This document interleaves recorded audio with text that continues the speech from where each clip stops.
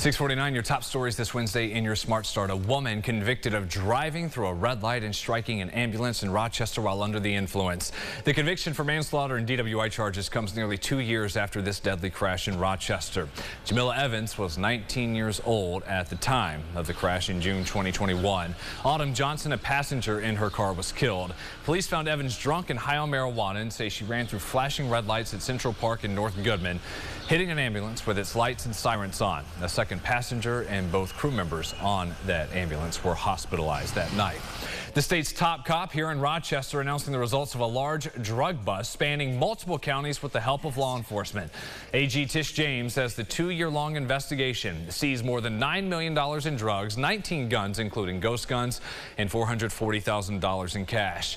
48 people face charges in connection with that operation through the Finger Lakes. As the Attorney General, I made a commitment to mothers and fathers crying over open caskets of their children who died from opioid overdose that I would do all that I could in my capacity as the Attorney General to hold these individuals accountable, both in a criminally as well as civilly. We have a full list of this case, those arrested, on our website, rochesterfirst.com. Another leading state official in Rochester, the recently appointed New York State Health Commissioner, Dr. James McDonald. He was at the regional office for the Department of Health, kicking off a series of statewide visits. McDonald is familiar with this area, attended RIT for a year and a half. He spoke about several topics ranging from issues at nursing homes, new cannabis dispensaries, and the pending reveal of the COVID vaccine mandate for healthcare workers. The Monroe County Legislature has approved a new measure granting the Sheriff's Office millions in new funding for an expansion. Some of that money will be used to bring together multiple agencies for a new facility called the Regional Investigative Operations Center. It'll also help create about 40 new positions for more deputies covering the county. A new extension announced of paid family leave for state employees. Governor Kathy Hochul says this move will now cover more than 80% of the state workforce. That's full pay, 12 weeks of leave. She urged employers to let families take a break to connect with their families, saying this will help boost employee retention. Also says other benefits include economic security and maternal health. The Department of Labor will also launch a new statewide paternity leave awareness campaign for this. The State Department of Education has released some new guidelines meant to help schools support transgender students. The update is designed to support school staff to prevent bullying, make the school environment more inclusive, and give more details on how to respond if a student comes out during school. The previous guidance on this came out 8 years ago.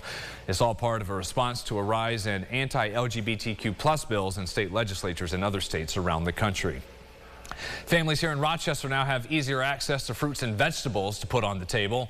Field and Fort Network, partnering up with FoodLink, will receive $2 million in state funding.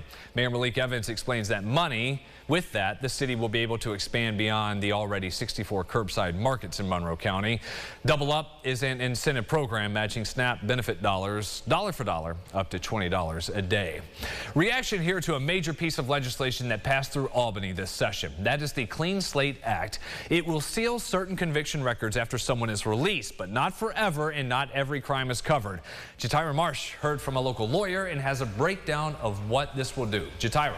Brennan, supporters say the passing of this act will give people a second chance after doing time, meaning it won't be hard to seek employment once serving out your punishment, hence the term having a clean slate. This bill would make it harder for the general public to see the person's record and make it easier for someone who's been convicted to get on with their lives. However, managing partner Peter Polano at the Tully-Rinke law firm in Rochester says this is for nonviolent crimes and doesn't completely get rid of the conviction altogether. It's important to point out that the sealing seals your prior conviction from something like a prospective employer or someone in that situation. Law enforcement will always be able to look at it if it becomes relevant for pistol permits and things like that. Federal investigatory authorities will still be able to look at the conviction. For misdemeanors, it would be 3 years, and for felonies, it would be 8. Murder convictions and sexual offenses would not be sealed. The act is now awaiting a signature from Governor Kathy Hochul. Brennan, back to you. Jatira, thank you. Let's check sunrise traffic here. About 5 minutes to go until 7. A crash on the east side just reported East Main in Wisconsin. The main expressway is looking good as things are starting to pick up. Also on the southwest side of the city, this is a different scene. First responders, firefighters on scene of a fully involved garage fire at Flanders Street near Thurston Road. We have a team there. We'll keep you updated during our cut-ins on CBS Mornings. 89 of the 90 players on the Bills roster currently made an appearance on the field for day 1 of minicamp yesterday. The one no-show, wide receiver Stefon Diggs. He was there briefly, we're told, did not practice, though, with the team. Head coach Sean McDermott didn't say a lot other than saying he's very concerned about what's going on. We also heard from Josh Allen and Von Miller, who came to the defense of Diggs, saying this isn't the fall, it's still June. I think that's a typical reaction from a head coach. Obviously, he wants everybody here. As a quarterback, a guy that I've played with for 3 years, guy that I know and love, I'm not worrying about not getting 4 reps with them in mandatory minicamp right now. It's really not that serious. I'm in support of Steph. Everything will be good. I know it's a hot topic right now, and I'm just trust me on this one. It's not that serious. Everything will get worked out.